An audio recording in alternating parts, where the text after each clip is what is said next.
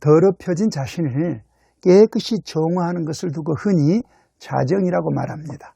오늘날 우리 한국 교회가 이런 자정의 노력을 포기한 것처럼 보인다고 말하는 분들이 있습니다. 샬롬, 하늘문 교회 반재신 목사입니다. 이 지도에서 볼 수 있듯이 바울 사도가 에게해 동쪽에 있는 에베소에 체류 중일 때 어느 날 그의 귀에 이 바다 건너 서쪽에 있는 고린도 교회의 어떤 교인이 음행을 저지르고 있다는 소식이 들려왔습니다. 1절 말씀을 보시겠습니다. 너희 중에 심지어 음행이 있다 함을 들으니 그런 음행은 이방인 중에서도 없는 것이라 누가 그 아버지의 아내를 취하였다 하는도다. 아버지의 아내에 대해서 신학자들은 아버지가 세상을 떠나고 홀로 남겨진 젊은 새 어머니로 추정하고 있습니다. 그렇다면 그 교인은 근친 상간의 죄를 범하고 있었습니다. 그것은 당시에도 끔찍한 반인륜적인 범죄 행위였습니다. 그래서 1절 말씀에 보시면은 그런 음행은 이방인 중에서도 없는 것이라 이렇게 바울 사도가 말했는데 그 당시 불신자들도 근친 상간에 대해서는 상상할 수도 없었던 그런 반인륜적인 죄를 예수 믿는 그리스도인이 범하고 있었던 것입니다. 게다가 그 교인은 그 사실이 온 교회에 폭로된 이후에도 그 부정한 관계를 끊지 못했습니다. 그 사실을 잘 보여주는 것이 1절에 누가 그 아버지의 아내를 취하였다 이 표현에서 취하였다란 동사입니다. 이는 헬라어로 에케인이라고 합니다. 이 에케인은 문법적으로는 현재 부정사인데 현재 부정사는 현재 진행의 의미를 담고 있습니다. 그래서 그 교인은 자기 얘기가 온 교회에 퍼졌는데도 자기 죄를 중단하지 않았고요. 심지어는 그 일이 별일이 아니냥 태연하게 교회를 다니고 있었습니다. 참으로 뻔뻔한 신앙인이 아닙니까? 그 소식을 전해 들은 바울 사도가 어떤 반응을 보였을까요? 2절로 3절 말씀을 보시겠습니다. 그리하고도 너희가 오히려 교만하여져서 어찌하여 통한이 여기지 아니하고 그 일 행한 자를 너희 중에서 쫓아내지 아니하였느냐? 내가 실로 몸으로는 떠나 있으나 영으로는 함께 있어서 거기 있는 것 같이 이런 일 행한 자를 이미 판단하였노라. 바울 사도는 고린도 교회가 당연히 그 교인의 행위를 판단해서 그를 교회에서 내쫓아야 한다고 생각했습니다. 이처럼 교회는 공동체 구성원의 범죄에 대해서 반드시 징계를 해야만 합니다. 그 첫 번째 이유는 다음과 같습니다. 영혼을 구원하기 위해서 징계해야만 합니다. 4절로 5절 말씀을 보시겠습니다. 주 예수의 이름으로 너희가 내 영과 함께 모여서 우리 주 예수의 능력으로 이런 자를 사탄에게 내주었으니 이는 육신은 멸하고 영은 주 예수의 날에 구원을 받게 하려 함이라. 이처럼 바울 사도는 반인륜적인 죄를 범한 교인일지라도 그 영혼이 죄 가운데 멸망하지 않고 오히려 구원받기를 진심으로 원했습니다. 다만 정상적인 교회 생활로는 구원할 수 없으니 교회에서 내쫓아버리는 출교라는 극약 처방을 통해서라도 그 영혼이 구원받기를 원했던 것입니다. 그런데 여러분, 고린도 교회의 그 교인이 왜 그토록 뻔뻔한 사람이 되었을까요? 그가 처음 예수님을 믿고 교회를 다닐 때부터 그랬을까요? 아마 그러진 않았을 것입니다. 그도 처음 교회를 다닐 때 십자가의 희생을 통해서 자기를 죄와 사망에서 구원하신 예수님의 사랑과 그 은혜에 감격해서 주님 뜻대로 살려고 애썼을 것입니다. 그러던 어느 날 그만 유혹의 덫에 덜컥 걸리고 말았을 것입니다. 그 과정을 한번 추정해 보겠습니다. 그 교인의 아버지가 세상을 떠나고 그의 새 어머니는 홀로 젊은 과부가 되었을 것입니다. 바울 사도 당시 과부 홀로 사회생활을 하는 것은 결코 쉬운 일이 아니었습니다. 왜냐하면 그 당시 로마 제국은 남성 중심의 가부장제 사회였기 때문입니다. 자, 홀로 남겨진 이 새 어머니에 대해서 그 교인은 그냥 둘 수가 없었을 것입니다. 성경에도 내 부모를 공경하라 이렇게 말씀하고 있지 않습니까? 그래서 이 말씀에 순종해서 그 교인은 종종 새 어머니를 돌아보고 가서 인사도 드리고 소소한 집안 일도 돕곤 했을 것입니다. 그러던 어느 순간 이 교인의 눈에 새 어머니가 어머니로 보이지 않고 그만 여자로 보였을 것입니다. 바로 그 순간 그 교인은 그 자리를 떠나야만 했습니다. 그 유혹의 자리를 피해야만 했습니다. 그러나 그 유혹이 너무 커서 그는 그 자리를 떠나지 못했고 그만 죄를 범하고 말았습니다. 범죄한 직후 그는 십자가 앞에 나가서 막 가슴을 치면서 주님 잘못했습니다. 내가 범죄했습니다. 주님의 은혜를 배반했습니다. 얼마나 후회하면서 회개했을까요? 하지만 쾌락의 유혹은 너무나 강렬한 법입니다. 결국 그는 그 유혹을 떨쳐버리지 못했어요. 그래서 계속 그 집을 찾아갔고 어느 순간 불륜이 사랑으로 둔갑했던 것 같습니다. 그렇지만은 꼬리가 길면 잡히잖아요. 이때쯤에서 그의 근친상간의 죄가 고린도 교회 모든 성도들에게 알려지고 말았습니다. 그래서 고린도 교회 장로들이 그를 불러들여서 그 범죄에 대해서 추궁했던 것 같습니다. 그때의 그 자리에서 그 교인은 아마 이렇게 변명했을지 모릅니다. 아버지가 세상을 떠나셨기 때문에 그 여인과 나는 더 이상 어머니와 아들 관계가 아니다. 그리고 나는 그녀를 깊이 사랑하게 되었다. 그녀 또한 나와 헤어질 수 없다고 한다. 내가 한 번은 이렇게 물어보았다. 내가 당신을 떠나면 당신은 어떻게 할 거야? 그랬더니 그 여인이 하는 말이 나는 세상을 하직하고 말겠어. 이렇게 말하는 그녀와 어떻게 헤어질 수가 있겠느냐? 내가 어떻게 그런 그녀를 버릴 수가 있겠느냐? 또 여러분 가운데 이런 나에게 돌을 던질 자격이 있는 사람이 있느냐? 한번 나와봐라. 이렇게 그럴싸한 변명을 해대면서 오히려 뻔뻔하게 대들다 보니까 고린도 교회 장로들도 어쩔 수 없이 그를 내쫓지 못하고 그 일을 유야무야 없는 것처럼 취급했던 것 같습니다. 여러분, 뻔뻔한 그 교인의 얘기가 남의 얘기처럼 들립니까? 남의 얘기가 아니라 저나 여러분 우리 자신의 얘기일 수도 있습니다. 우리도 남모르게 죄를 짓잖아요. 그리고 회개하지도 않고요. 그러면서도 주님을 잘 믿는 것처럼 가장하고 교회를 다니고 신앙생활할 수 있지 않아요. 우리가 그렇게 범죄해도 우리 주님은 우리를 여전히 사랑하십니다. 우리가 범죄한 것이 우리가 주님을 사랑하지 않아서가 아니라 우리의 믿음이 약해서 그만 유혹에 넘어져서 범죄한 것을 주님이 아시기 때문입니다. 그래서 주님은 우리에게 삶의 어느 순간 회개할 기회를 주십니다.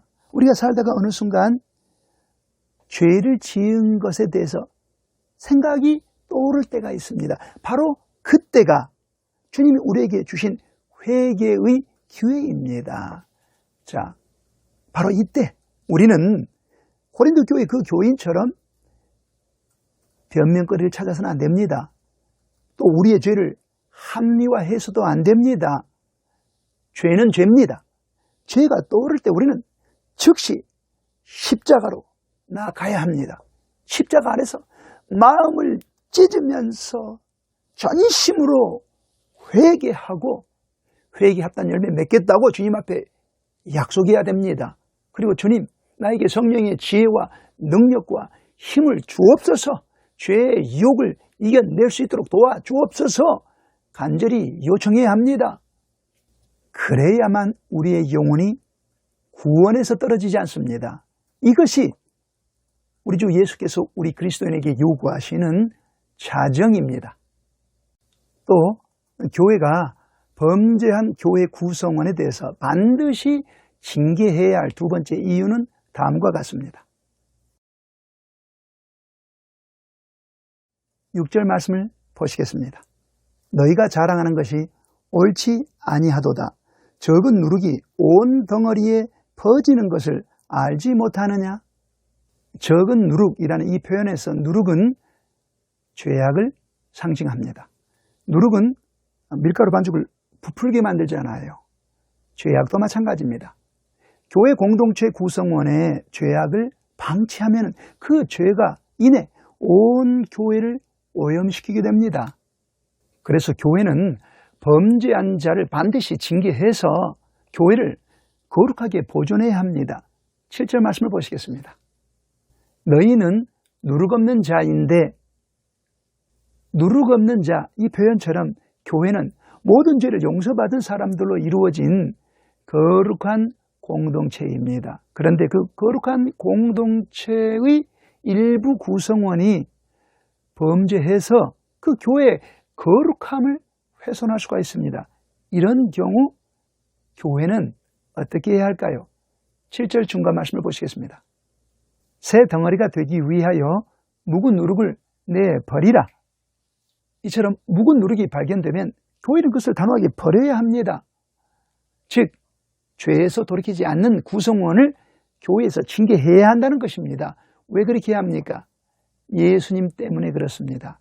7절 마지막 부분을 보시겠습니다. 우리의 유월절 양 곧 그리스도께서 희생되셨느니라. 하나님이신 예수님이 교회를 죄에서 구원하시기 위해 십자가에서 희생당하셨잖아요. 그렇기 때문에 교회는 죄악에 대해서는 단호한 태도를 보여야 합니다. 8절 말씀을 보시겠습니다. 이러므로 우리가 명절을 지키되 묵은 누룩으로도 말고 악하고 악의에 찬 누룩으로도 말고, 묵은 누룩, 악한 누룩, 악의에 찬 누룩을 버리라는 것입니다. 즉 온갖 죄악된 행동과 그리고 마음의 악한 의도조차 버리라는 것입니다. 그 대신 교회는 어떤 공동체가 되어야 합니까? 8절 중간을 보시겠습니다. 누룩이 없이 오직 순전함과 진실함의 떡으로 하자. 순전함이라는 단어의 헬라어는 에일리크리네이아라고 합니다. 그 뜻은 순수입니다. 그래서 교회는 순수하고 진실한 자들의 공동체가 되어야 합니다. 다시 고린도 교회의 그 교인에게로 돌아가 보겠습니다. 그가 처음 예수님을 믿을 때 순수하고 진실한 믿음으로 주님을 따랐을 것입니다. 하지만 범죄한 후 바로 그 순수함과 그 진실함을 잃어버렸을 것입니다. 생각해 보십시오. 성적인 죄를 지속적으로 범하면서 그러면서 교회를 다녔으니 그 믿음을 어떻게 우리가 순수하다고 할 수 있겠습니까? 또 그렇게 죄를 짓고 회개하지 않는 사람을 그 믿음을 어떻게 진실한 믿음이라고 할 수 있겠습니까? 게다가 이와 같이 범죄한 자를 징계하지도 않고 교회에 다니도록 방치한 고린도 교회도 순수함과 진실함을 잃어버린 교회였습니다. 이처럼 교회가 거룩함을 잃어버릴 때 그 교회는 뻔뻔한 교회로 전락하고 맙니다. 교회가 범죄한 자를 징계해야 할 마지막 이유는 다음과 같습니다. 징계권은 하나님이 교회에게 부여하신 직무이기 때문입니다. 9절 말씀을 보시겠습니다. 내가 너희에게 쓴 편지에 음행하는 자들을 사귀지 말라 하였거니와, 고린도 전서라는 편지를 그 교회에 써 보내기 전에 바울 사도는 음행을 경고하는 편지를 써 보낸 적이 있었습니다. 그런데 그 편지를 받아든 성도들이 그 내용을 오해하고 말았습니다. 10절 말씀을 보시겠습니다. 이 말은 이 세상에 음행하는 자들이나 탐하는 자들이나 속여 빼앗는 자들이나 우상 숭배하는 자들을 도무지 사귀지 말라 하는 것이 아니니 만일 그리하려면 너희가 세상 밖으로 나가야 할 것이라. 사실 그 편지는 죄악된 행동을 멈추지 않고 계속 지속하는 그리스도인에 대한 내용이었습니다. 11절 말씀을 보시겠습니다. 이제 내가 너희에게 쓴 것은 만일 어떤 형제라 일컫는 자가 음행하거나 탐욕을 부리거나 우상 숭배를 하거나 모욕하거나 술 취하거나 속여 빼앗거든 사귀지도 말고 그런 자와는 함께 먹지도 말라 함이라. 11절 표현에 의하면 만일 어떤 형제라 일컫는 자가 이렇게 되어 있는데 여기서 이 형제는 믿는 그리스도인이잖아요. 그 형제가 목사일 수도 있어요. 선교사일 수도 있고 전도사, 장로, 안수집사 혹은 권사, 집사일 수 있습니다. 자, 이렇게 그리스도인이 음행을 즐깁니다. 성적인 죄를 남몰래 지어요. 또 그리스도인이 탐욕을 부립니다. 그리고 그리스도인이 하나님을 믿는다 하면서 동시에 우상을 섬기기도 하고요. 이 그리스도인이 모독 곧 언어폭력을 일삼기도 하고요. 또 그리스도인이 술을 즐기기도 하고요. 사기를 쳐가지고 남의 재산을 가로채기도 하고요. 그러면서 교회에 나와서 주님을 찾습니다. 참으로 뻔뻔한 그리스도인이 아닙니까? 교회는 이런 그리스도인을 어떻게 해야 합니까? 12절 말씀을 보시겠습니다.